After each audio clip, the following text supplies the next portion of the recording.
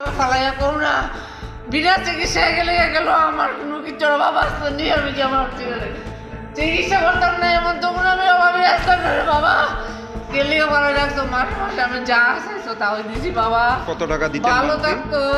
কত টাকা দিতেন? লাস্ট তো তারা 40,000 টাকা দিছি, মাসে তারা 10,000 টাকা করে নিত। আমি তো কইছি সবসময় আমার ছেলে যেমনি ভালো থাকে, যতটি ছেলে আছে সবাই আমি কইছি বাবা তুমি তো আমার বাবা। এই যে আপনাদের নিত্য টাকাটা মেনু দিত না, টাকাটা রিসিপ্ট দিত না আপনাদের? কাগজ রিসিপ্ট আছে, লাস্ট রিসিপ্ট আছে আমার কাছে, আমার এই ব্যাগে আছে। অ্যারাউন্ড 2 ইয়ার্স এপ্রিল 22 থেকে আছে এবং অ্যারাউন্ড 10,000 টাকা মান্থলি। আর মেডিসিনের যা খরচ চাইতো, ট্রান্সপোর্টেশন খরচ করে যায় তো এগুলো আমরা রেগুলারলি দিয়েছি। লাস্ট মার্চেই আমি দেখিয়েছি, মার্চে না ফেব্রুয়ারি লাস্টের দিকে, ফেব্রুয়ারি লাস্টের দিকে আমি। এখন কি এই বিষয় নিয়ে আপনারা আইনের দ্বারস্থ হইবেন? এখন কারণ ডাক্তারবাবুর আমি জিজ্ঞাসা করছি যে কজ অফ ডেথ কীটা, তো ডক্টরবাবু কইতেছে যে কজ অফ ডেথ মানে ক্লিয়ারলি বলা যাইতেছে না যেহেতু। এবং আমি বললাম তাহলে কীভাবে বোঝা যাবে? বলছে আপনি যখন পোস্টমর্টম করবেন তাহলে বোঝা যাবে। তখন আমি বলছি ঠিক আছে তাহলে আপনার পোস্টমর্টমের ব্যবস্থা করেন, তাহলে আমরা পিএসএ খবর দিতে পারবো। ঠিক আছে তাহলে আপনি পিএসএ খবর দেন। তখন ইমিডিয়েটলি এখন পিএস আইসে এবং আমার শাশুড়ি মা আছে, আমার মিসেস আছে, এখন আপনারাও যেতেন। আপনারা কবে দিছিলেন রিহেব সেন্টারে? হয়ে গেছে এরকম 3.5 বছর আনুমানিক। কোন জায়গাতে দিছিলেন এটা? এটা এডিনগর নামটা সানরাইজ কি? ফাউন্ডেশন। ডুকলি ডুকলি।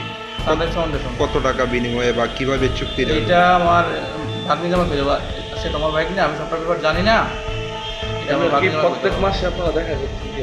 ওই তো প্রত্যেক মাস বলতে প্রত্যেক মাসে না দেখলো মানে 2 মাস 1 মাস এরকম কি মনে হয় মানে হঠাৎ করে এরকম তার একদম মৃত্যু? খাওয়াইছে না। আমি একজন স্বাস্থ্য দপ্তরের কর্মী, ঠিক আছে, তার ঠুট কিংবা যা দেখলাম মানে একদম স্বাদ হয়েছে, তারা খাওয়াইছে না। কি মনে হয় অনাহারে মিষ্টি? একদম অনাহারে তার মৃত্যু হয়েছে। আচ্ছা। এক মানে তারা যে এরম যে রাখতেছে, লোক রাখতেছে এবং খাওয়াইতেছে, কি খাওয়াইছে না, যেমন আমরা ফল টল বিভিন্নভাবে দিয়েছি, কিন্তু প্যাকেট ভর্তি করে তার যখন আগে যখন পয়সা এসে তার শরীর যখন দুর্বল যখনই হয় আমরা দিয়াই, তারা কতটুকু কি খাওয়ায় না ভিতরে এগুলোর ব্যাপারটা আমরা তো বোঝাতাম। রিহেব সেন্টারে যে দিছিলেন উনি কি কোনো নেশা করতো?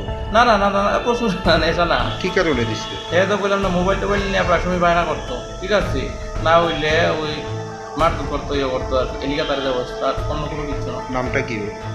তারপর সঞ্জন পাল। বয়সটা কত? বয়সটা এরকম 20-22 বাড়ি? বাড়িতে লেমুরা শান্তিনগর।